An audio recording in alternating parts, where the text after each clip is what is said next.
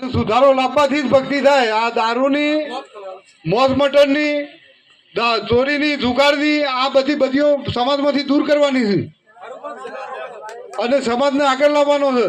તમે મહેનત બીજા બધા સમાજો કરતા મહેનત વધારે કરો છો તમે, પણ તમે પાછળ રહી જાઓ છો। આ બધીઓના લીધે રહી જાઓ છો। આ બધા વ્યસનોના, કુટેવોના લીધે તમે પાછળ રહી જાઓ છો।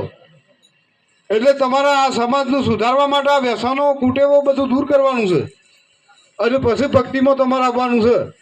તો જ ભક્તિ તમારી આગળ હેઠી અને ભક્તિ આગળ કરી શકશો નહીં। એટલે આ સમાજનું સુધારા ઉપર લાવવાનું જ મોટું કારણ છે। આ વ્યસનો નાબૂદ કરાવો। આ સંતો ભક્તો બધા ભણી અને એક જણ 5-5 જણનો સુધારો તો તમારા ગામમાં 100 સંતો છે, 500 માણસો સુધરે એક વર્ષમાં, તો 5 વર્ષે આ ગામ આખું સુધારા ઉપર આવી જાય।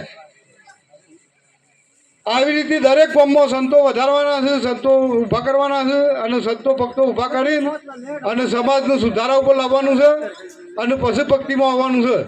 ભક્તિ તો સુધારા ઉપર આવશે એટલે ઓટોમેટિક તમારામાં આવશે અને સંતોનો સાથ તમને મળશે।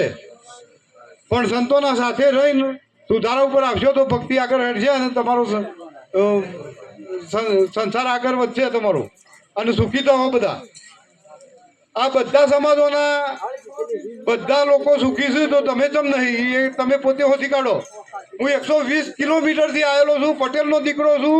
આજ ગુરુ તરીકે આ ખંડોર ઉમરી રામ મંદિરમાં બેઠેલો છું, પણ આ તમારા સુધારા માટે જ આવેલો છું અને 5 માણસો 25 માણસો મારા હાથે સુધરે તો મને ભગવાન આ ભવમાંથી પાર ઉતારે એ માટે જ હું આ સમાજમાં આવેલો છું અને આ સમાજમાં સેવા કરી રહેલો છું અત્યારે।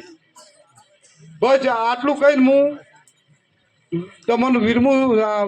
નમસ્કાર છે।